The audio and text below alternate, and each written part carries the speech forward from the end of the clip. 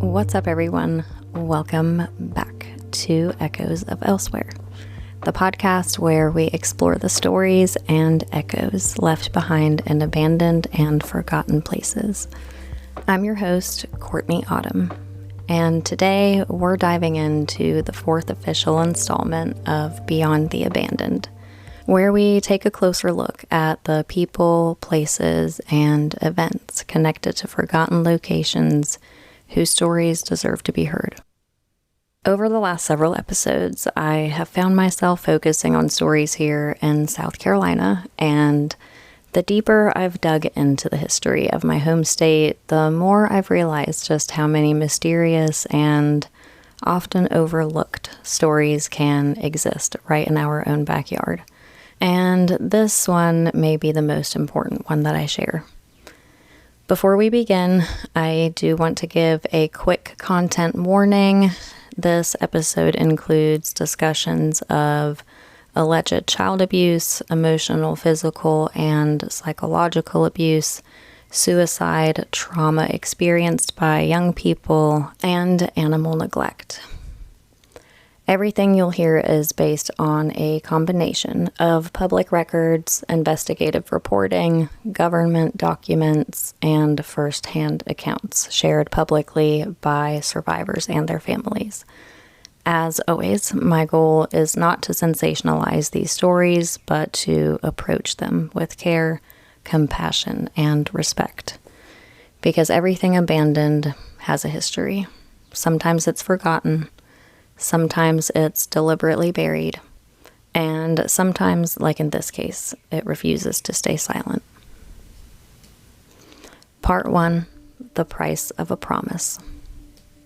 When most of us hear the words abandoned place, we picture peeling paint, broken windows, overgrown sidewalks, silence. And then there are places like Carolina Springs Academy, places whose empty buildings stood as a reminder of something far more difficult to confront. But every now and then, we come across a place where the abandonment began long before the building was ever left behind. Tonight's story isn't simply about a once abandoned boarding school in rural South Carolina.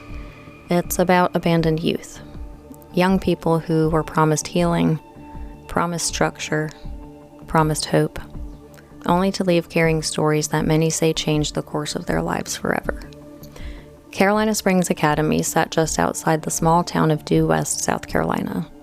Surrounded by quiet roads, farmland, and woods, it looked, at least from the outside, like many private boarding schools scattered throughout the American South. There were dormitories, administrative buildings, places where parents imagined their children would receive guidance, education, and a second chance. But over the years, another narrative began to emerge. Former students described an environment of fear. Families questioned what they had been told before enrolling their children. Investigators examined allegations that extended far beyond simple disciplinary practices. And eventually, the academy closed. Beginning a vicious cycle of rebranding, reopenings followed by more allegations, repeat investigations, and closures. Rather than becoming known for the education it once promised, Carolina Springs has become remembered for the questions it left behind, and for the voices of former students determined to ensure those stories are never forgotten. Part 2, The Wasp Nest. To understand Carolina Springs Academy, we first have to understand something much larger. Because Carolina Springs wasn't an isolated institution. It was part of an industry that for decades operated largely outside of the public spotlight, one that generated hundreds of millions of dollars every year, one built on a simple promise: we can fix your child. Imagine you're a parent. Your child suddenly seems to be breaking all the rules. Maybe they're struggling with depression, anxiety, trauma, or simply acting in ways that leave you feeling overwhelmed and afraid. You've tried therapy, you've tried restrictions, you've tried patience. Nothing seems to work. Then someone hands you a brochure. The photographs are beautiful, students are smiling, attending classes, learning responsibility, the staff promises structure, accountability, character development, healing. Maybe your child just needs to get away from negative influences. Maybe a fresh start is exactly what's needed. Maybe someone else can reach them in ways you no longer can. For desperate parents, those promises weren't simply persuasive. They were hope. And hope can be an incredibly powerful marketing tool. Long before documentaries exposed the troubled teen industry to a national audience, long before social media allowed former students to connect, long before state legislatures began examining oversight, thousands of families across the United States and even internationally were making life-changing decisions based largely on brochures, recommendations, and carefully crafted success stories. Many had never heard the phrase troubled teen industry. In fact, most people still haven't. It's not one single company. It's not one chain of schools. It's not one philosophy. Instead, it's an umbrella term used to describe a network of behavioral modification programs. Many of them face lawsuits, state investigations, criminal charges, abuse allegations, or forced closures. Some disappeared quietly. Others simply changed their names and reopened. During the 1980s and 1990s, behavioral modification programs expanded rapidly across America. Many claimed to specialize in teenagers who were out of control. Defiant, disrespectful, difficult. The implication was clear. Traditional parenting had failed.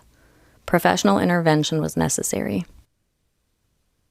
Before we get further into today's story, I want to share something I've never really talked about publicly.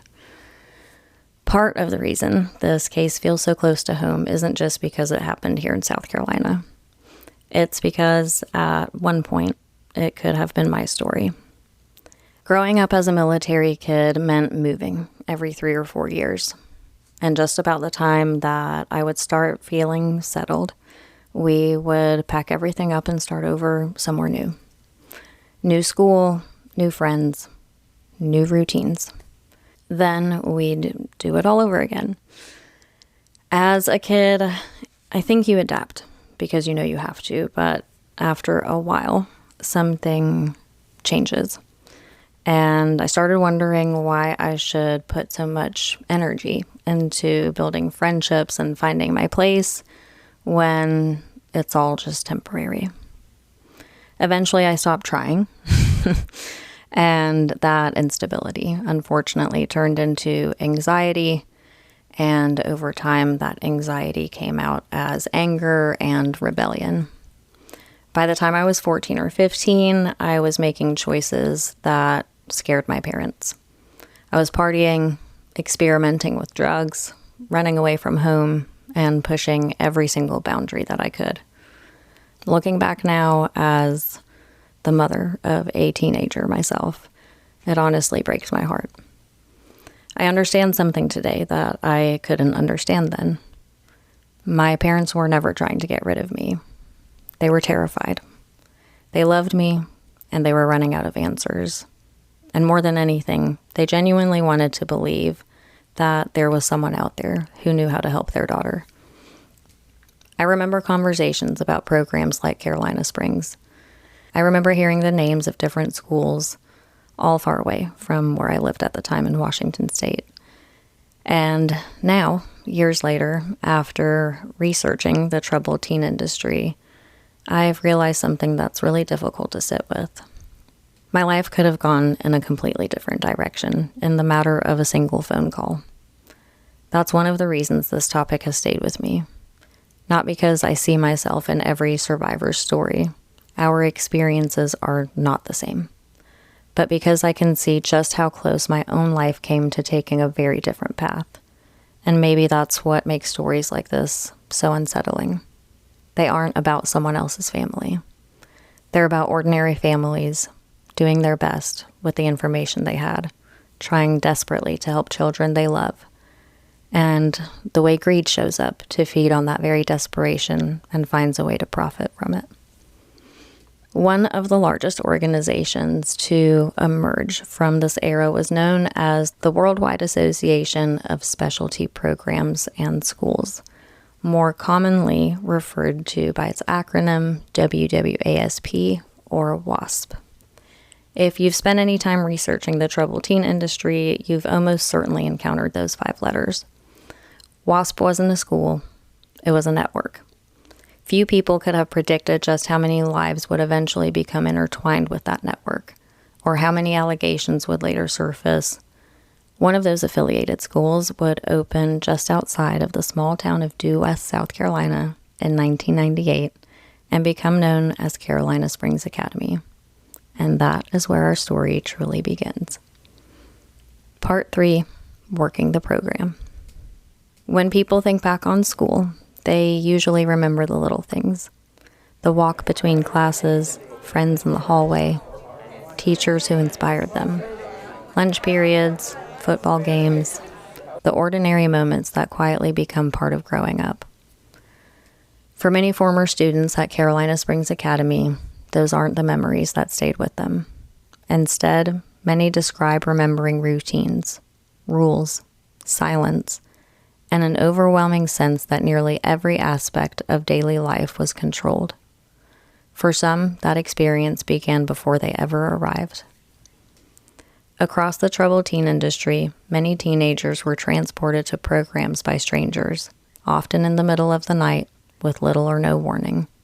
Even though parents had legally authorized the transport, to survivors, this form of legal kidnapping is often described as their first experience of trauma within the system. Once on campus, students entered a highly structured environment built around rules, routines, and a system of advancement.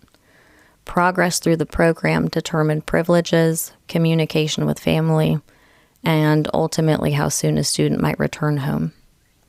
Supporters argued these systems taught accountability and responsibility. Many former students describe something very different. They say the constant pressure to comply, combined with the fear of losing progress or extending their stay, discouraged them from speaking honestly about what they were experiencing. Several survivors have recalled being punished for criticizing the program during phone calls, letters, or family visits, leaving many feeling they had little choice but to tell parents what they believed adults wanted to hear. That raises one of the central questions surrounding not only Carolina Springs, but much of the troubled teen industry itself. Was the goal to help young people heal, or was it to produce compliance?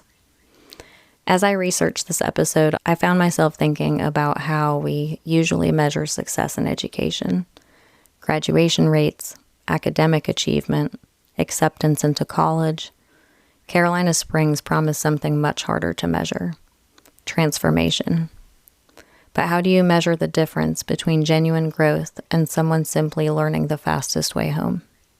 Some parents looking back years later questioned whether the program they had been promised was the same one their children experienced. One mother's account describes polished admissions materials, carefully selected parent references, and promises of lasting change that inspired confidence rather than suspicion. Only later did she learn that some of those references had allegedly received tuition discounts or financial incentives for speaking with prospective families. Whether every family encountered that same experience or not, her story highlights something important. Most parents weren't choosing between a good option and a bad one.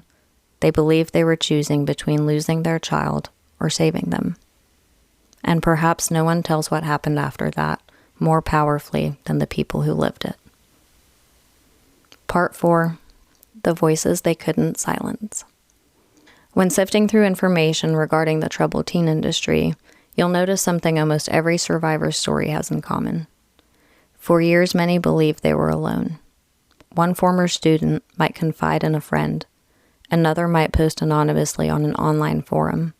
Someone else might quietly share their experience years later in the comments beneath an article about a school closing.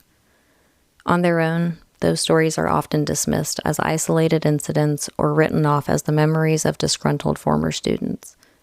But as the internet connected people from different schools, different states, and different decades, something remarkable began to happen. Those isolated stories started echoing one another. Patterns emerged. Former students realized they weren't remembering the same experience by coincidence. they had survived remarkably similar systems. For many, that realization became the very first step toward healing. Being believed by people who had lived through the same thing offered something many had gone years without: validation. As documentaries, survivor advocacy, and social media brought greater attention to the troubled teen industry, those voices became increasingly difficult to ignore. One former student named Steven, who says he attended Carolina Springs between 2003 and 2004, described remaining there longer than almost anyone else at the time. In his public statement left on the WASP program survivors site, he recalled an incident during his very first week in which he says 2 staff members threw him through a glass door. He also offered perhaps one of the most heartbreaking descriptions of Carolina Springs I've come across during this research. He described the experience as the feeling of everything you've ever loved being taken from you, while being abused both mentally and physically, and feeling forgotten. Forgotten. That single word alone carries so much weight, because abandonment isn't just physical. Sometimes it's emotional. Sometimes it's institutional. Sometimes it feels like the world has simply continued moving without you. When I began writing this episode, I knew I wanted to center it around abandoned youth, not just to honor those who endured these experiences in silence and were left feeling abandoned by both parents and society as a whole, but also to understand the impact of when parts of someone's youth is robbed by the very people trusted to help. Another former student on the same forum, identified publicly as Don, described Carolina Springs in just 2 words: complete torture. According to his account, after attempting to run away, he was eventually caught by law enforcement and returned to the facility. Don's account raises a question that many people listening today are probably asking. If a teenager escaped, why didn't law enforcement call their parents and have them removed from the program? Looking back at everything we know today about the troubled teen industry, those questions feel obvious. But in the late 1990s and early 2000s, the landscape looked very different. Most of these teenagers hadn't been kidnapped. They had been enrolled by their own parents or legal guardians, often after families were told their child was in crisis and needed intensive intervention. By the time a student ran away, the people outside the facility, including law enforcement, had often already been given a particular narrative. That these teenagers were manipulative. They were prone to lying, that they would say whatever they needed to say in order to avoid consequences. That running away wasn't evidence something was wrong with the program. It was simply proof that the program was working on an out-of-control child. Whether those characterizations accurately reflected the young people being sent there is, of course, deeply contested.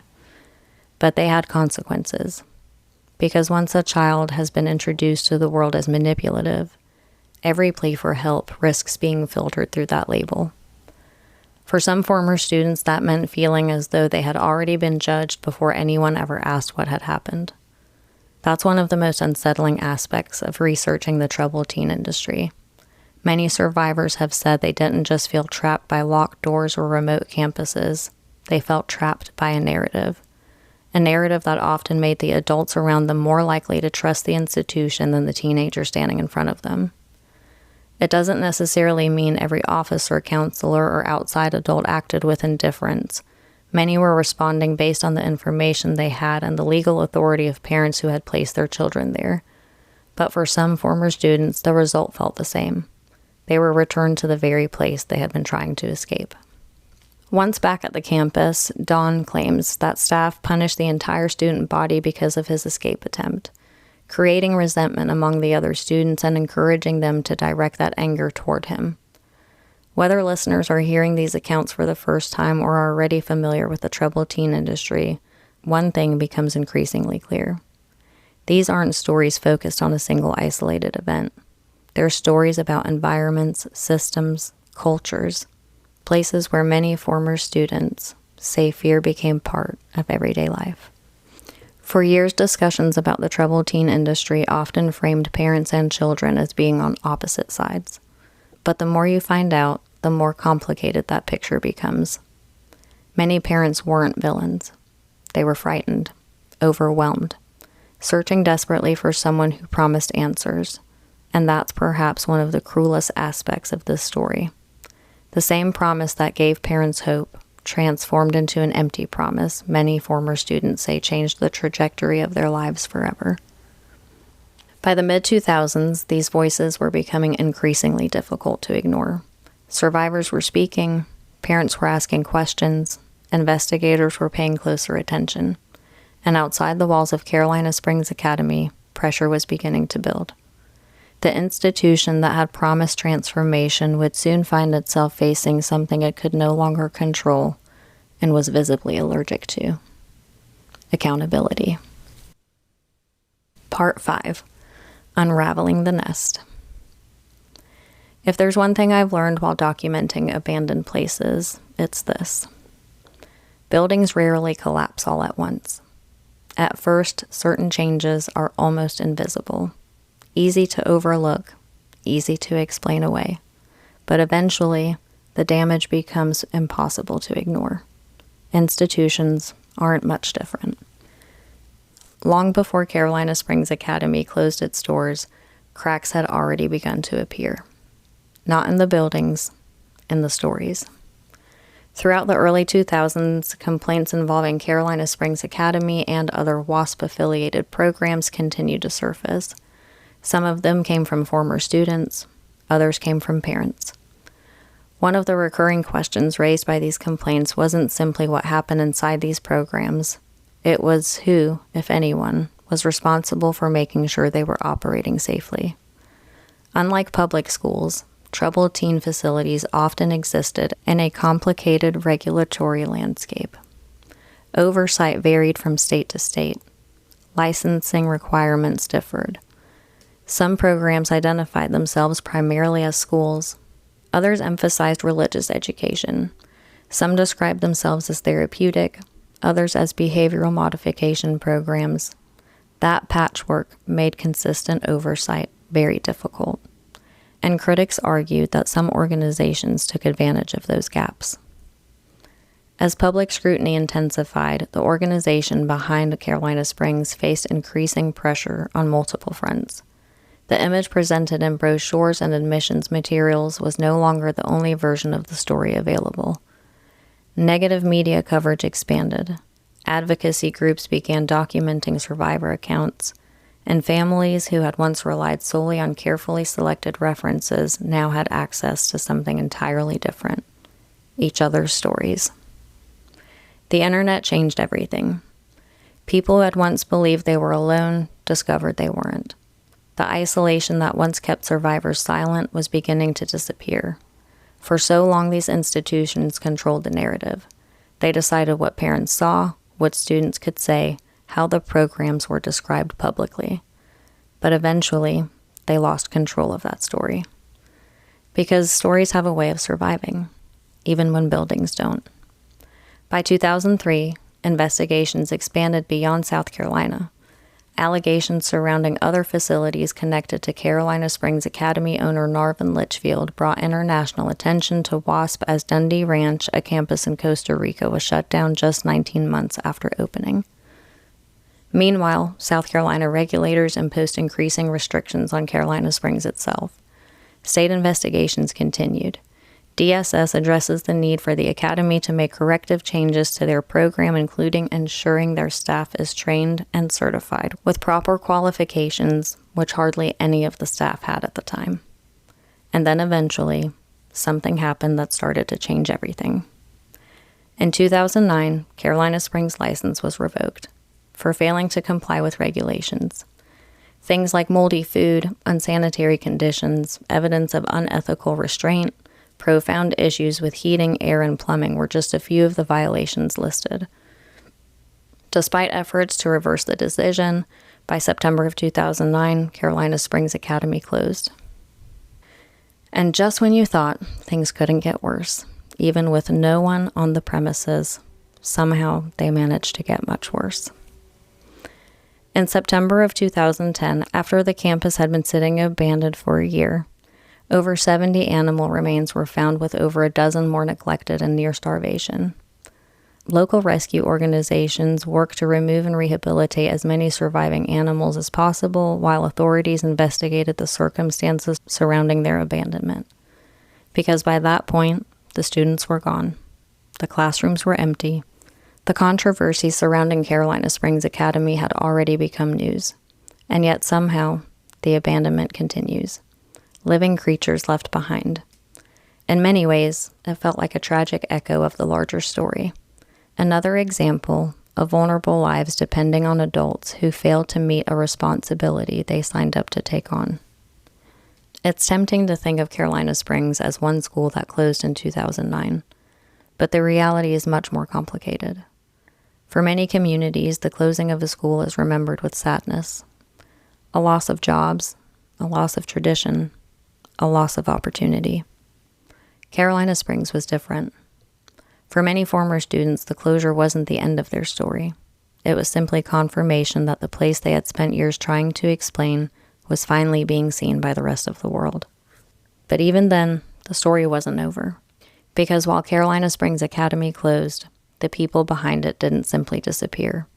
The names would change, the organizations would reorganize, the marketing would evolve. And for many survivor advocates, it began to feel as though the industry had learned one lesson above all others.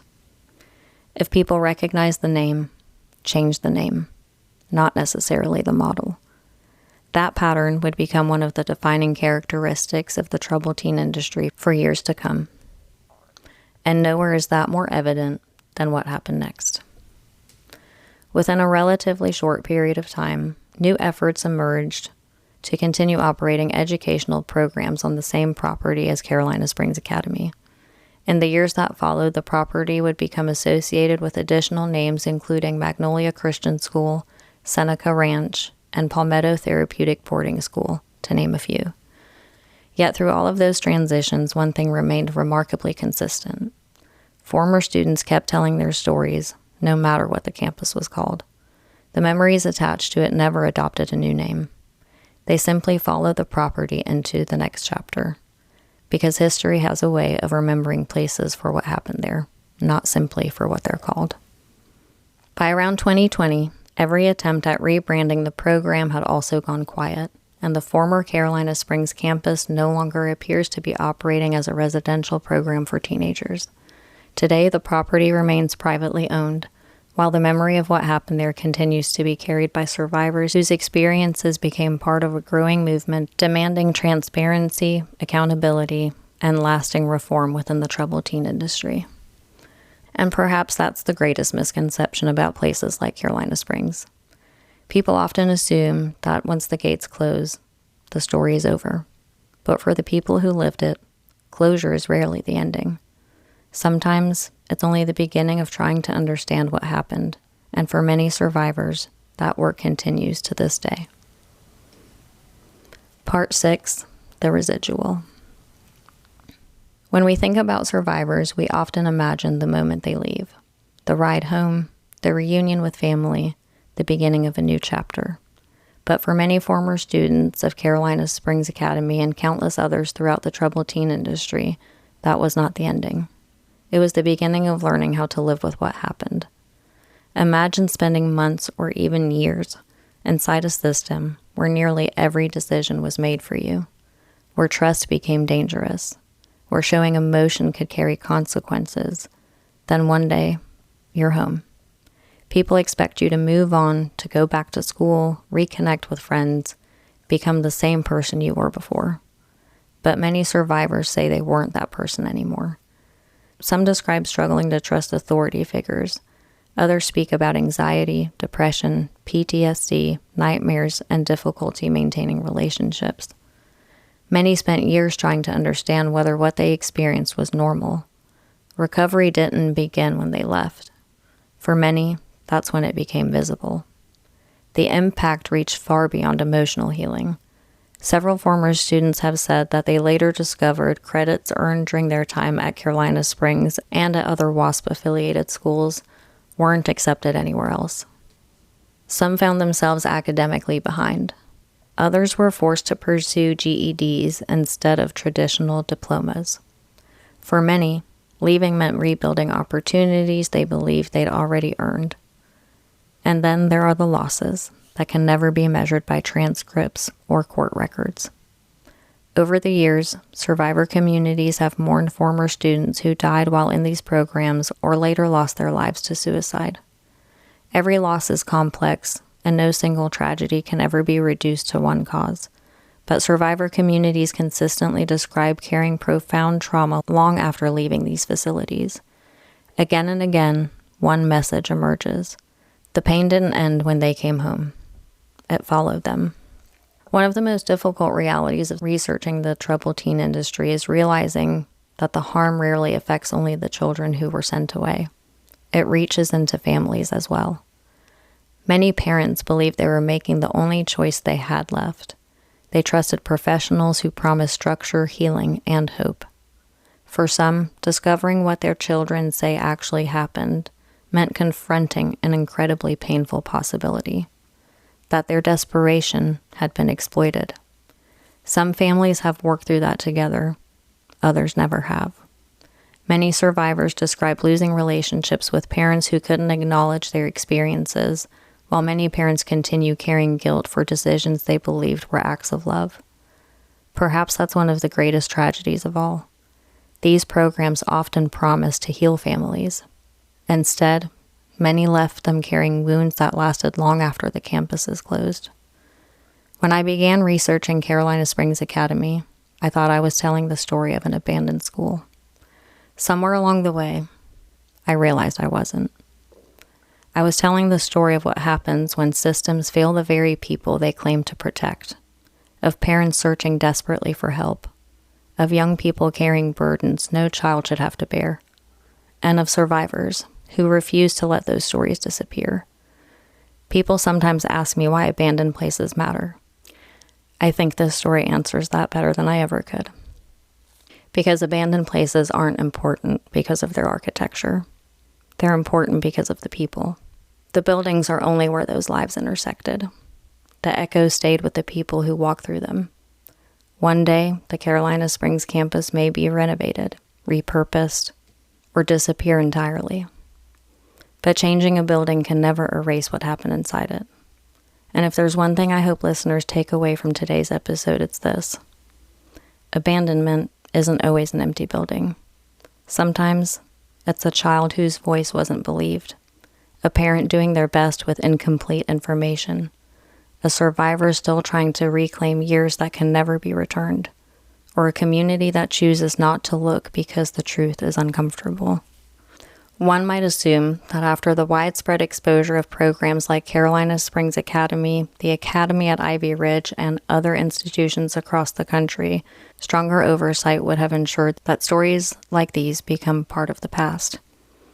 I wish I could say that was true. Unfortunately, it isn't. Another part of the troubled teen industry are what's often referred to as wilderness programs. In February of 2024, a 12-year-old died less than 24 hours after arriving at Trails Carolina, a wilderness therapy program in North Carolina. The state medical examiner ruled his death a homicide, although no criminal charges were ultimately filed.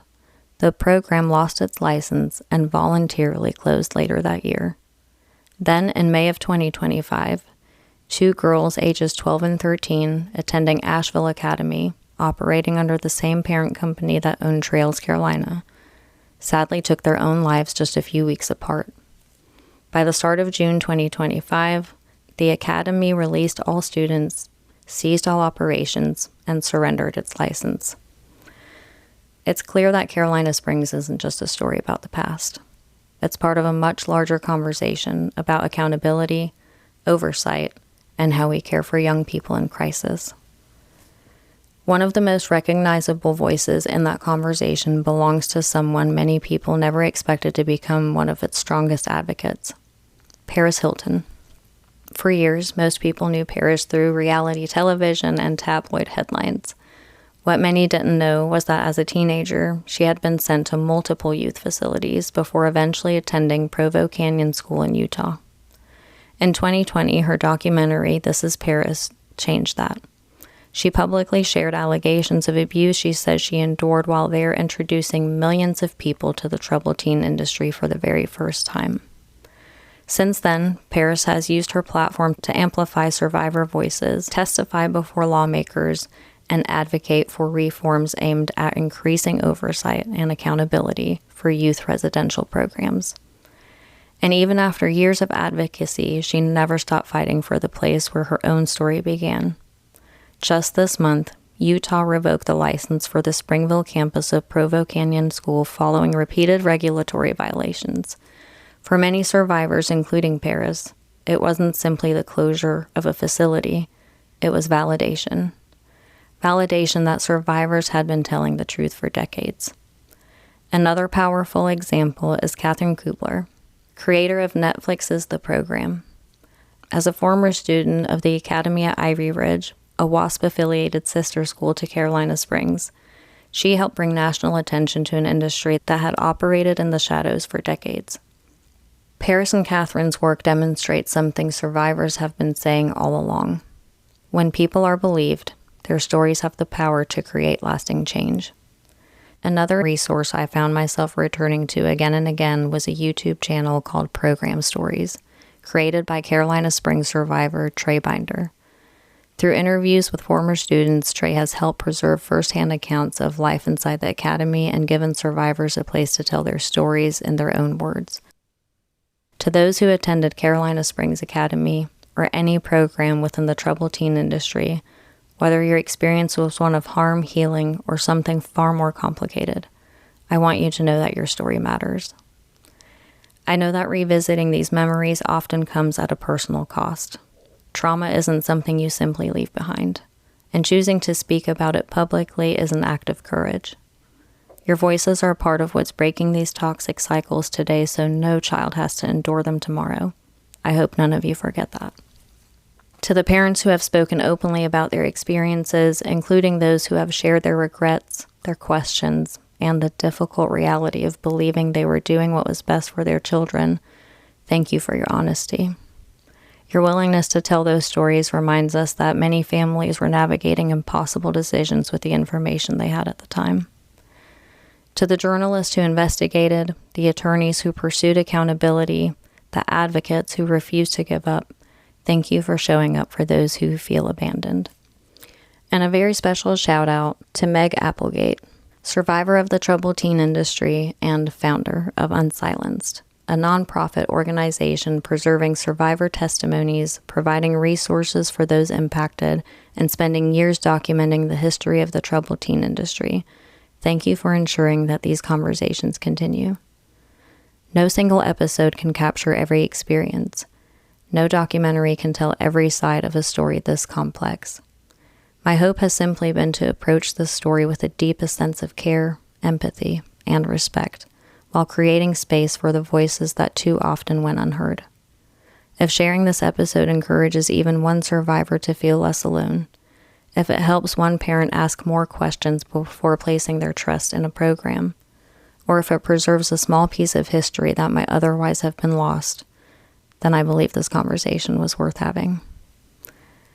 And I sincerely thank all of you for coming here, listening, and trusting me with these stories. If this story affected you personally, whether as a survivor, a family member, or someone still searching for answers, my inbox is always open. One of the goals of Echoes of Elsewhere has always been to preserve the human stories connected to places before they're lost to time, or in some cases, lost to those trying desperately to erase them. As always, if you would like to know more information on the troubled teen industry, the WASP umbrella, or anything else mentioned in today's episode, feel free to visit the links I've provided in the description. Thank you for sitting with me through this episode today. I hope sharing these stories and leaving them here can become a bridge between questions and answers, misconceptions and understanding, and most importantly, abandonment and preservation. I will be back in 2 weeks. Until then, keep exploring the allure in the abandoned, the beauty of decay, and the echoes of elsewhere.